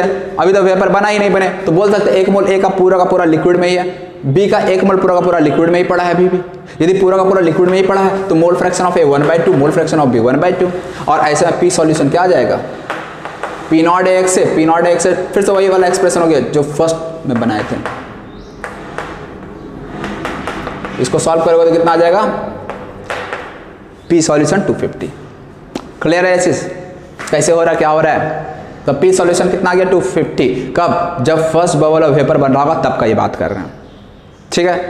और उससे पहले की यदि बात करूं, फर्स्ट बबल बनने से पहले तो केवल लिक्विड ही था, और जब केवल लिक्विड था तो केवल जो वेपर प्रेशर ऑफ सॉल्यूशन होगा वो 250 कांस्टेंट रह जाएगा, कोई चेंज नहीं आएगा तब तक, ठीक? अब नेक्स्ट क्वेश्चन पे आते हैं। Vapour pressure of the solution when last drop of liquid is remaining, ठीक है? Question number 4। अब यहां पे समझना, vapour pressure of the solution when last drop of liquid is remaining. Last drop of liquid remaining का मतलब समझ रहे हो? यदि मैं ग्राफ में ए बी सी डी ई की बात करूं, कौन सा पॉइंट को रिप्रेजेंट कर रहा है? Last drop of liquid is remaining, मतलब पॉइंट डी को रिप्रेजेंट कर रहा है। डी के बाद क्या था? केवल वेपर ही वेपर था, लिक्विड कहां से खत्म हो जाता है। तो जब लास्ट ड्रॉप ऑफ लिक्विड बचेगा तो हमें बताना है vapour pressure of the solution क्या होगा, ठीक? तो अब थोड़ा सा इस चीज को आप लोग थोड़ा समझना, ठीक है ना? थोड़ा यार एकदम कॉन्सेंट्रेशन के साथ इस वीडियो को तुम लोग देखना, बहुत ही इंपॉर्टेंट वीडियो चल रहा है। और इस तरह क्वेश्चन अभी तक आया नहीं है, ये सब फर्स्ट ड्रॉप फर्स्ट बबल जो बात कर रहे हैं ना, ये सब क्वेश्चन जेईई मेन में आया नहीं है, तो इसलिए बहुत ज़्यादा चांस है कि ये क्वेश्चन आ सकता है, बहुत ज़्यादा चांस है। तो इसलिए बहुत अच्छे से समझ लो, और बस इसमें आपको कॉन्सेप्ट चाहिए। कॉन्सेप्ट अच्छा हो गया ना तो फिर आप देख रहे हो ना सॉल्यूशन यार एक लाइन में बनने वाला है, बस आपका कॉन्सेप्ट अच्छा होना चाहिए। क्वेश्चन 4 में आते हैं। अब देखो, मोल fraction of the solution when last drop of the liquid remaining. सबसे पहला काम क्या करना है? सबसे पहला काम आपको क्या करना है? आपको तो ये बताना है वेपर प्रेशर ऑफ सॉल्यूशन। तो वेपर प्रेशर ऑफ सॉल्यूशन के लिए क्या क्या चीज चाहिए होगा पहले वो लिख लो। P not A X plus P not P X P, यही होगा। Okay clear? चलो, P not A X plus P not B X. अब P not A P not B अगर कांस्टेंट रहता उसको तो चेंज कर ही नहीं सकता कोई, हाँ बस टेम्परेचर चेंज कर सकता है। तो इसलिए P not A P not be का टेंशन अपने को लेना नहीं है, वो फिक्स है। टेंशन किसका? एक्स एंड एक्स बी का। अब एक्स एंड एक्स बी क्या होता है? मोल फ्रैक्शन इन लिक्विड फेज। ध्यान सुनना, एक्स एंड एक्स बी क्या होता है? मोल फ्रैक्शन इन लिक्विड फेज होता है ना। लेकिन यहां पे क्या बोला गया? Vapour pressure of the solution well last drop of liquid is remaining. मतलब पूरा का पूरा कंटेनर में वेपर ही पड़ा रहा है, बस लिक्विड का एक ड्रॉप बचा है। समझ रहे हो क्वेश्चन क्या हो चुका है? लिक्विड का एक ड्रॉप बचा है और पूरा का पूरा वेसल वेपर से भर चुका है। तो ये जो x and X B actually जो है ना, मोल, अब एक ड्रॉप है यार, एक ड्रॉप ऑफ लिक्विड बचा है, तो एक ड्रॉप ऑफ लिक्विड में बहुत सारे यार मॉलिक्यूल होंगे, तुम लोग यार फर्स्ट चैप्टर मोल कॉन्सेप्ट में तो निकालने बताया है ना, एक ड्रॉप है उसका समथिंग वेट रहा होगा, उसमें यदि हम मोल्स निकालना चाहे तो बहुत सारा मोल्स, बहुत सारे नंबर ऑफ वाटर मॉलिक्यूल्स आ जाएंगे, बहुत सारे वाटर मॉलिक्यूल्स आ जाएंगे। तो चलो यार जितने भी वाटर मॉलिक्यूल, जितने भी मोल्स हो उससे मतलब नहीं, हमें कैलकुलेशन से मतलब है फिलहाल। तो हमें एक्स एंड एक्स भी कैलकुलेट करना, मतलब उस सिंगल ड्रॉप ऑफ वाटर जो बचा है, तो उस सिंगल ड्रॉप में यार कोई जरूरी नहीं कि केवल ए केवल बी होगा। एक्चुअली मिक्सचर जो हम बनाए थे ए एंड बी को मिक्स करके बनाए थे ना, तो जो ड्रॉप था लिक्विड का बचा हुआ, उस ड्रॉप में ए भी होगा बी भी होगा। ऐसा मत समझना कि वो जो लिक्विड ड्रॉप है ना वो केवल ए का होगा या केवल बी का होगा, ऐसा मत समझना तुम लोग। वो जो ड्रॉप ऑफ लिक्विड लास्ट बच रहा है ना, उसमें ए भी प्रेजेंट है और बी भी प्रेजेंट है, क्योंकि वो सॉल्यूशन बन चुका था, मिक्स होकर होमोजेनियस मिक्सचर बन चुका था। तो अब हमें बताना है कि उस लास्ट ड्रॉप ऑफ लिक्विड में ए का मोल फ्रैक्शन कितना होगा और बी का मोल फ्रैक्शन कितना होगा।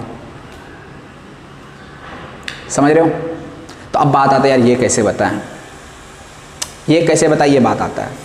तो चलो इसको अब थोड़ा समझना जो मैं समझाने जा रहा हूँ। तो हुआ क्या, मैं बोल सकता हूँ जब last drop of liquid remaining की बात की जाए, इसका मतलब पूरा का पूरा जो लिक्विड था वो किस में जा चुका, वेपर में जा चुका। हम स्टार्ट कहाँ से किए थे, 1 मोल ए एंड 1 मोल बी से स्टार्ट किए थे ना। हमारे पास 1 मोल ए एंड 1 मोल बी था। लेकिन जब पूरा का पूरा लिक्विड वेपराइज हो चुका है और केवल एक ड्रॉप लिक्विड का बचा हुआ है, तो जब सारा का सारा वेपर में चला गया, तो वेपर में आया कहाँ से होगा, ए एंड बी, इसी 1 मोल ए एंड 1 मोल बी से आया होगा। मतलब मैं बोल सकता हूँ 1 मोल ए जो लिक्विड में था वो जा चुका वेपर में, 1 मोल बी का लिक्विड में था वो जा चुका वेपर में। यानी अब हमारे पास जो वेपर है ना, उसमें मैं बोल सकता हूँ 1 मोल ए प्रेजेंट होगा एंड 1 मोल बी प्रेजेंट होगा वेपर में। यदि वेपर में हमें मोल फ्रैक्शन पता है, मोल फ्रैक्शन नहीं मोल्स पता है कि वेपर में जो हमारे पास वेपर है ऊपर, उसमें ए का 1 मोल बी का भी 1 मोल है, तो जो single drop of liquid x है ना, उसका वैल्यू हम निकाल सकते हैं। कैसे निकाल सकते हैं, अब बताओ कैसे निकाल सकते हैं। कोई रिलेशन है कि आपके पास जहां हम वाई ए को एक्स से रिलेट कर सकते हैं, बता यस है। Y by Y B equal to P not X, अपन P naught B X B था ना, तो उससे रिलेट करके हम लोग एक्स एंड एक्स भी निकाल देंगे। चल अब समझते हैं इस चीज को। 4th क्वेश्चन, तो सबसे पहले वाई, अब देखिए यार यदि मैं बात करूं तो ये क्वेश्चन में क्या हो चुका, ऐसा है, इसमें हर जगह vapour vapour vapour vapour vapour vapour, बस एक ड्रॉप लिक्विड का बचा हुआ है। और ये जो सिंगल ड्रॉप है ये हर जगह गैस है, वेपर है। ये जो सिंगल ड्रॉप है ये ए एंड बी से मिलकर बना है, तो इसमें ए का कुछ मोल्स होगा, कुछ मोल्स बी का होगा। हमें उससे मतलब नहीं, हमें मोल फ्रैक्शन से मतलब है। ए का मोल फ्रैक्शन क्या होगा और बी का मोल फ्रैक्शन क्या होगा इस लार्ज ड्रॉप ऑफ लिक्विड में, ठीक है ना। और ये ए एंड बी दोनों से बना होगा, ऐसा मत समझना कि एक का ही ड्रॉप होगा बी का, नहीं, इसमें बहुत सारे मॉलिक्यूल्स होंगे ना इस ड्रॉप में, सिंगल ड्रॉप में। कुछ ड्रॉप मतलब इस सिंगल ड्रॉप में कुछ ए के मॉलिक्यूल्स होंगे, कुछ बी के मॉलिक्यूल्स होंगे। यदि कुछ ए के मॉलिक्यूल्स है कुछ बी के मॉलिक्यूल्स है, तो कुछ बोल सकते हैं मोल्स ए का आएगा, कुछ बी का मोल्स आएगा, तो इस तरह से मोल फ्रैक्शन आ जाएगा, ठीक है। चल मोल फ्रैक्शन आ गया। अब वाई का वैल्यू क्या होगा, यानी ये जो वेपर बना है इसमें ए का कितना मोल है, 1 मोल ए का है, बी यहाँ पे मैं 1 मोल ऐसा, और यहाँ पे बी का कितना मोल है, 1 मोल है, क्योंकि सारा का सारा लिक्विड है जो था 1 मोल ए 1 मोल बी, वो तो वेपर बना दिया ना। तो इस तरह से 1 मोल ए एंड 1 मोल बी है यहाँ पे, तो वाई ए का वैल्यू कितना हो जाएगा, 1/2। ए का 1 मोल और divided by total moles, that is 1 + 1 2, खत्म। वाई बी का वैल्यू बताऊँ, ये भी 1/2, कोई दिक्कत नहीं ना।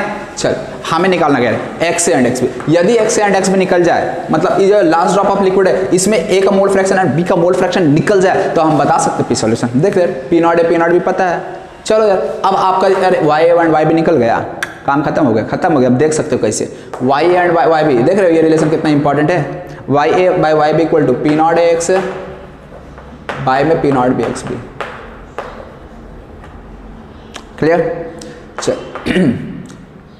Y A by Y B ये 1 हो जाएगा, 1/2, इधर भी 1/2, दोनों 1/2 1/2 1 आ गया कट के। पी नॉट ए का वैल्यू कितना 200, पी नॉट बी कितना 300, एक्स ए कितना नहीं पता, एक्स बी कितना 1। अब इसको दो वेरिएबल मत समझना, एक्स एंड एक्स बी को, वो एक ही वेरिएबल है।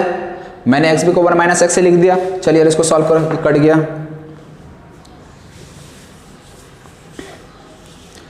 यहाँ से इसको 3/2 लिख सकते हैं, 3 को उधर भेज दिए, 2 को इधर भेज दिए। इधर क्या बचा, एक्स ए अपॉन 1 - x है। इसको इधर भेजेंगे तो 3 - 3x है। इसको इधर भेजेंगे तो 2x है। इसको इधर भेजेंगे तो 3 बराबर 5x है। इसका मतलब x से कितना आ गया, x से 3/5। समझ में आ रहा कैसे आया। यदि x से इतना आया तो x भी कितना आ जाएगा, तो क्या अब x भी फिर हम लोग यहाँ पे पुट करके निकालेंगे क्या, बिल्कुल नहीं, x से 3/5 है ना, मतलब टोटल पार्ट 5 है जिसमें से a का कितना पार्ट है 3, तो b का कितना पार्ट रहा होगा 2, तो x से आ गया 3/5, x भी आ गया 2/5। क्लियर। अब बता यार, अब हमको कैलकुलेट करना है क्या, अपने कर लोगे तुम लोग, p solution p naught x है, p नॉट भी x भी, चल यार कर देते तुम लोग के लिए, मैं कहाँ कर दूँ, इधर कर देता, थोड़ा देखना यार तुम लोग, 200 इंट, यार थोड़ा छोटा छोटा लिखता हूँ, थोड़ा यार देखिए मैं छोटा छोटा लिखूंगा, p solution p not a कितना 200 इंटू x है कितना 3/5, p नॉट भी कितना 300, x भी कितना 2/5, देख रहा है x भी। अब इसको सॉल्व कर लो यार, 120 कितना आ गया 240 mmHg। क्लियर है, समझ में आया फोर्थ पार्ट को किस तरह से करना था। तो बस यहाँ पे कॉन्सेप्ट है, बाकी कुछ नहीं है। बस इस क्वेश्चन में क्या था, YA एंड YB 1/2 क्यों लिया गया यही समझना था। YA एंड YB यदि 1/2 समझ में आ गया, उसके बाद क्या YA बाय YB आ गया, P naught x by P naught B x भी।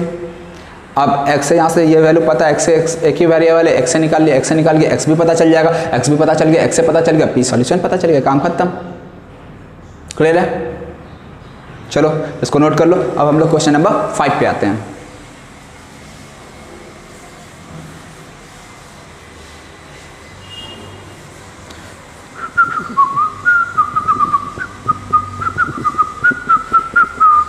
चलिए 5th number, mole fraction of last drop of liquid.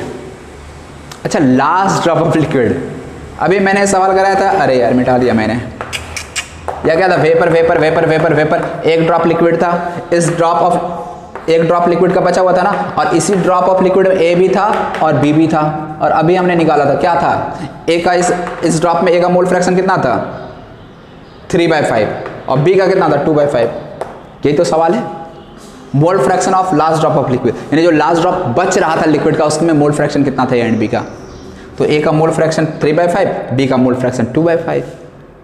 समझ में आ रहा है, बहुत अच्छी बात, मजा आ रहा है ना, मुझे तो मजा आ रहा है, पता नहीं यार तुम लोग को मजा आ रहा है या तुम लोग को सजा टाइप का झेल रहे हो। ठीक है, उम्मीद है यार सब समझ में आ रहा होगा, बहुत अच्छे तरीके से समझाए हैं, ठीक है ना, बहुत आप लोग क्या बिल्कुल एकदम क्लियर कर रहे हैं हर एक चीज़, कुछ भी रटने का जरूरत नहीं पड़ेगा आप लोग को यार, बस थोड़ा फोकस के साथ नहीं समझ में एक बार और वीडियो देख लेना, ठीक है, एकदम हर एक चीज़ बिल्कुल क्लियर, मैं अपने तरफ से क्रिस्टल क्लियर कर चुका हूँ। इसके बाद मोल fraction of A and be in first bubble of vapour. अच्छा फर्स्ट बबल ऑफ वेपर में पूछा जा रहा है ए का मोल फ्रैक्शन क्या होगा, तो ए का mole fraction in first bubble of vapour का मतलब क्या है, क्या है जरा बताओ। फर्स्ट बबल कहाँ पे बन रहा था, किस पॉइंट पे बन रहा था, ग्राफ याद है, पॉइंट ए पे बन रहा था, सॉरी पॉइंट बी पे बन रहा था फर्स्ट बबल।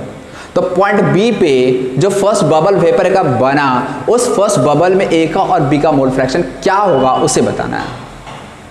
क्लियर है, क्लियर है ना।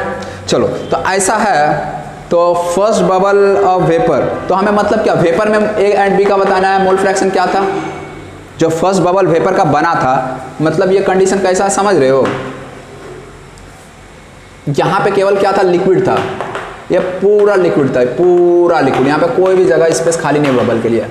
लेकिन इसके बाद फिर क्या हुआ, जैसे प्रेशर हमने कम किया, जैसे प्रेशर कम किया तो यहाँ पे क्या होगा, लिक्विड तो रहेगा ये, लेकिन यहाँ पे एक बबल ऑफ वेपर आ जाएगा, ये पूरा लिक्विड रहेगा। तो ये जो फर्स्ट बबल ऑफ वेपर बना ना, इस फर्स्ट बबल ऑफ वेपर में उसका मोल फ्रैक्शन क्या होगा ए एंड बी का।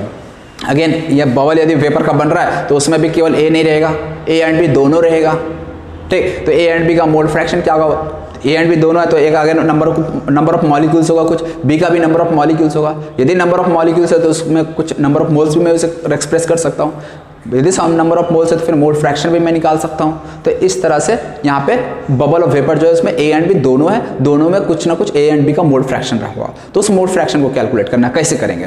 तो यदि फर्स्ट बबल ऑफ वेपर बन रहा है तो मैं क्या कर सकता हूँ, ये मेनली ये क्या है सॉल्यूशन, लिक्विड फेज में या वेपर फेज में या बोथ, क्या मैं कर सकता हूँ, ओनली लिक्विड फेज एग्जिस्ट।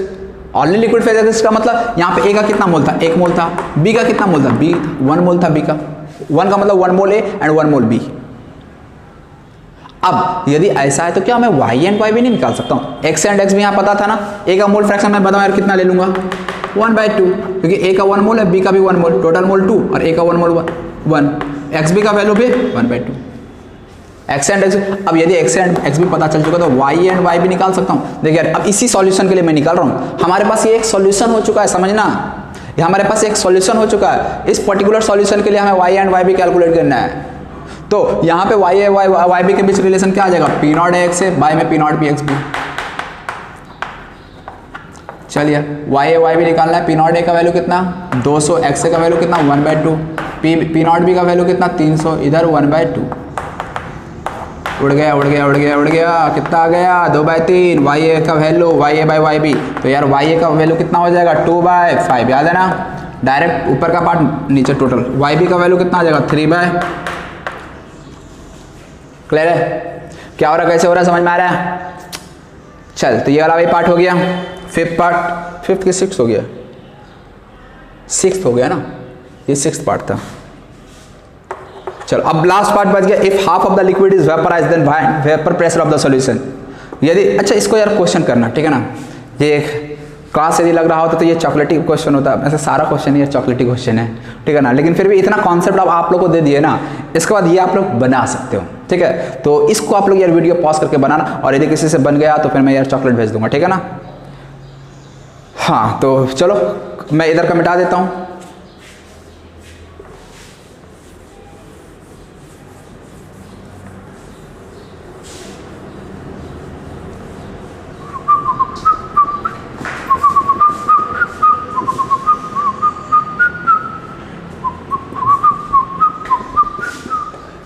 चल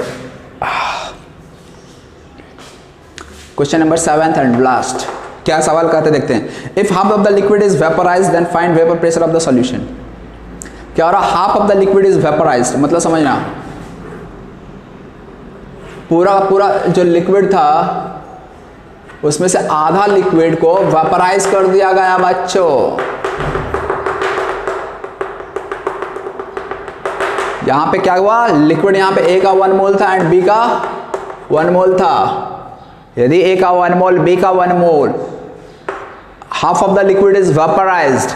अब यार मुझे बताओ half of the liquid vaporised का मतलब क्या होगा, कि 1 मोल ए में से आधा मोल ए का वेपर में पहुंच जाएगा और बी का 1 मोल में से आधा मोल बी का वेपर में पहुंच जाएगा। ऐसा ही होना चाहिए, होना चाहिए कि नहीं होना चाहिए, होना चाहिए, नहीं बिल्कुल नहीं होना चाहिए। यदि यहाँ ए का 1 मोल और बी का 1 मोल है, half of the liquid vaporise, मतलब कि इसका आधा वेपराइज हो गया, इसका मतलब ये नहीं कि ए का भी आधा मोल और बी का भी आधा मोल जाएगा, ऐसा बिल्कुल नहीं है। वेपर उसका ज्यादा बनेगा जो ज्यादा वोलेटाइल होगा, और जो ज्यादा वोलेटाइल होगा उसका मोल फ्रैक्शन यहाँ ज्यादा और दूसरे का मोल फ्रैक्शन कम। इसलिए ऐसा कभी मत सोचना यदि half of the liquid is vaporise तो हम इसका ए का आधा कर देंगे, बी का भी आधा, पहुंचा दिए बेटा, काम खत्म। ऐसा नहीं होता है, ठीक है। चल तो होता क्या है देखते हैं। हाँ तो अब अच्छा मैं जस्ट पूछूं कि एक किसका ज्यादा वेपर बनेगा, ए का कि बी का, मोर वोलेटाइल कौन है, तो पी नॉट वैल्यू से देख के, अरे यार बी का मिटा दिए, पी नॉट भी 300 mmHg था, ठीक है ना, और ये 200 mmHg, तो किसका वेपर ज्यादा बनेगा, बी का। तो बी का यदि वेपर ज्यादा बन रहा है तो यहाँ पे बी का मोल फ्रैक्शन ज्यादा होगा। यहाँ पे तो बराबर है ए एंड बी, लेकिन जब यही वेपर में जाएगा ना तो बी का मोल फ्रैक्शन ज्यादा हो जाएगा और ए का मोल फ्रैक्शन कम हो जाएगा। इसी तरह से मान ले बी का मान ले कम भी होता ना, यहाँ पे 1 मोल है, मान ले 0.5 मोल होता बी का, तो भी वेपर की हम बात करते हैं ना, तो वेपर में भी बी ही ज्यादा डोमिनेंट होता, मतलब वेपर में मोल फ्रैक्शन ऑफ बी ही ज्यादा होता है। कहने का मतलब वेपर में हमेशा जो ज्यादा वोलेटाइल होता है ना उसका मोल फ्रैक्शन ज्यादा होता है। इस चीज को आप लोग नोट करके लिख लेना, मोल fraction of that component in vapour phase dominate which is more volatile, यानी उसका मोल फ्रैक्शन वेपर में ज्यादा होगा जो कि ज्यादा वोलेटाइल है, irrespective of the moles of A and be taken in the vessel. यानी इस वेसल में या लिक्विड में जो हम ए एंड बी का मोल्स लिए ना उससे हमें मतलब नहीं होता है, हमने ए का ज्यादा मोल लिए तो वेपर में भी ए का ज्यादा मोल मिलेगा, ऐसा नहीं है। डिपेंड करेगा वेपर प्रेशर किसका ज्यादा, जिसका वेपर प्रेशर ज्यादा उसका मोल फ्रैक्शन भी यहाँ ज्यादा, ठीक। चलिए ये बात की बातें हो गई। सवाल क्या था, half of the liquid is vaporised, यानी 1 + 1 कितना मोल था। यदि मैं यहाँ पे बात करूं टोटल मोल कितना था, 2 मोल था ना, तो हम बोल सकते हैं यहाँ पे कितना मोल पहुंचेगा, 1 मोल पहुंचेगा। 1 mole of A and B में बोलूंगा, यहाँ पे 2 mole of A and B था, लेकिन जब वेपर में बात करेंगे तो वेपर में 1 मोल ए प्लस बी का पहुंचेगा, और यहाँ पे कितना मोल बच जाएगा, फिर 2 मोल में से 1 मोल तो ऊपर पहुंच गया, यहाँ बच कितना गया, ओनली 1 मोल बच गया। क्लियर? तो ओनली 1 मोल यहाँ पे बच जाएगा, यहाँ पे 1 मोल, तो यहाँ पे मैं फाइनली लिख दूँ 1 मोल ही बचा। पहले था 1 + 1 2, लेकिन बचा कितना, ये रिमेनिंग, और यहाँ पे 1 मोल एफ ए एंड बी आ जाएगा। क्लियर यहाँ तक? चल आगे समझना इस चीज को। अब इस वाले में ए का मोल्स कितना होगा और बी का मोल्स कितना होगा, कितना मोल आया कितना मोल नहीं है कैसे पता चलेगा? तो हम काम करते हैं, मान लेते हैं, ठीक है, मोल्स ऑफ ए मैं मान लेता हूं इन वेपर फेज, वेपर में, वेपर का मतलब ऊपर, इसको हम एन मान लेते हैं, ठीक है, जो मानना है मान ले, मैं एन मान लिया। Moles of B in vapour कितना होगा ये तुम लोग बताओगे, क्या होगा moles of A in vapour B? तो टोटल मोल्स कितना था, 1 मोल, जिसमें से ए का एन मोल है तो बी का कितना मोल होगा, 1 - एन। तो यार बच्चा बच्चा बता देगा, यहाँ पे लिख दो 1 - एन। अब तुम लोग के लिए फिर से moles of A in liquid phase कितना, लिक्विड में ए का कितना मोल, तो देखिए 2 मोल टोटल था, 2 में से 1 मोल तो जा चुका, अब लिक्विड में ए का कितना मोल बचा, बी का कितना मोल बचा, ये आप लोग को बताना है। तो देखो यार, ए का वेपर में कितना मोल पहुंच चुका, एन मोल, टोटल ए का कितना मोल था 1 में से एन मोल वेपर में जा चुका ए का, तो ए का यहां कितना बच गया, 1 - एन। समझ में आ रहा 1 - एन कैसे हुआ, टोटल मोल ए का 1 था, 1 में से ए का हमने कितना माना, एन मोल, यदि यहां एन मोल पहुंच गया, यहां कितना बच गया, 1 - एन। क्लियर? तो यहां पे मोल्स, अब इसी तरह से moles of B in vapour phase में क्या लिखूंगा, moles of B in vapour phase, vapour phase में मोल्स कितना हो जाएगा, तो अगेन यहाँ पे बी का कितना था, 1 - एन था यहाँ, तो यहाँ कितना रहा होगा, जस्ट एन रहा होगा, क्योंकि टोटल मोल 1 था ना, यहाँ 1 - एन है तो यहाँ क्या रहा होगा, एन रहा होगा, तो यहाँ पे मैं लिखता हूँ। क्लियर? अब हमें निकालना क्या था, if half of the liquid is vaporised then find vapour pressure of the solution. अब देखिए यार, vapour pressure of the solution P total निकालना है, पी टोटल कैसे निकाला जाएगा, तो हमें क्या क्या पता होना चाहिए पी टोटल के लिए बताओ, पी नॉट ए एक्स है, P not B X B, यही चीज ना, क्लियर है? अब P total P not A X है plus P not B X B. अब बात आता है एक्स एंड एक्स बी क्या लेंगे यार, पी नॉट बी तो चलो यार फिक्स है, टेम्परेचर चेंज नहीं हो रहा, तो पी नॉट बी का वैल्यू चेंज नहीं होगा, जो है वही रहेगा। एक्स एंड एक्स बी क्या हो जाएगा, तो पहले ये तो बता एक्स एंड एक्स बी है क्या, एक्स यहाँ का मोल फ्रैक्शन और एक्स बी भी यहाँ का मोल फ्रैक्शन। लेकिन एक चीज ध्यान रखना, ये 1 और 1 के रेस्पेक्ट में मत निकाल देना, क्योंकि अब 1 और 1 नहीं रहा फाइनल सॉल्यूशन में, वो चेंज हो चुका, ठीक है ना। अब एक्स का वैल्यू कितना हो जाएगा, चलो देखते हैं, तो कैसे निकालेंगे यार, पहले इस चीज को हम लोग समझ लेते हैं। बस आपको अब क्वेश्चन में एक ही चीज रह गया कि X and X B calculate करना। एक काम करते हैं, इधर का मैं मिटा देता हूं,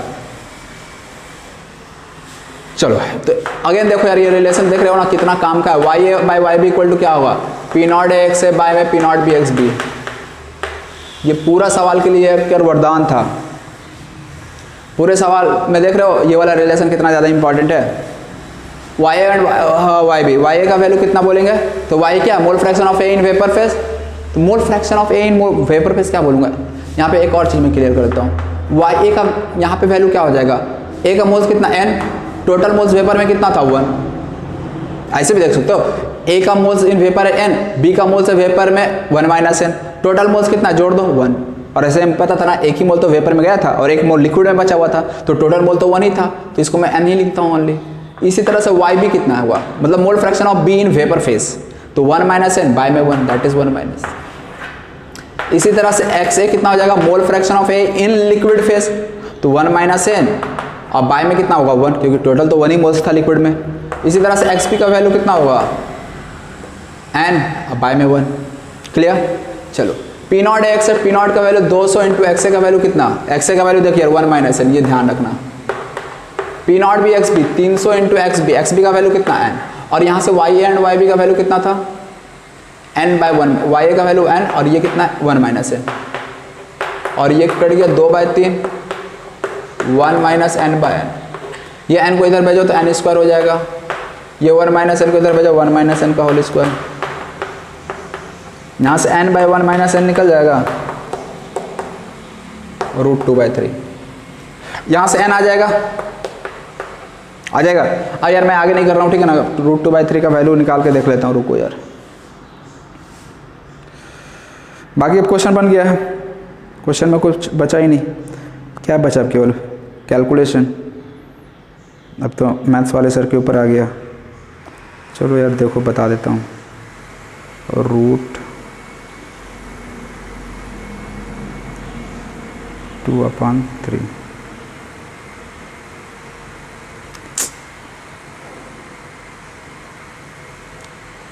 रूट 0.816 आता है यहाँ से n का वैल्यू, ठीक है, ये वैल्यू 0.816।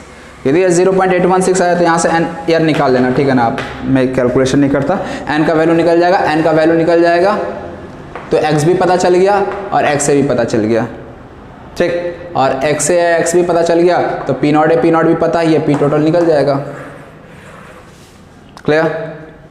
तो इस तरह से मोल फ्रैक्शन का, ये वेपर प्रेशर का liquid phase and vapour phase में जो मोल फ्रैक्शन होता है, सॉरी क्या बोला, तो इस तरह से जो vapour pressure versus mole fraction in liquid phase and mole fraction in vapour phase का जो रिलेशन था उसको मैंने देख लिया।